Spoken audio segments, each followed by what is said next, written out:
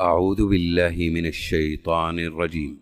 بسم الله الرحمن الرحيم. ولقد قال لهم هارون من قبل يا قوم إنما فتنتم به وإن ربكم الرحمن فاتبعوني وأطيعوا أمري. قالوا لن نبرح عليه عاكفين حتى يرجع إلينا موسى.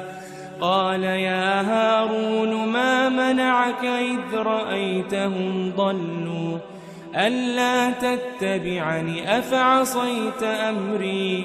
قال يا ابن أم لا تأخذ بلحيتي ولا برأسي إني خشيت أن تقول فرقت بين بني إسرائيل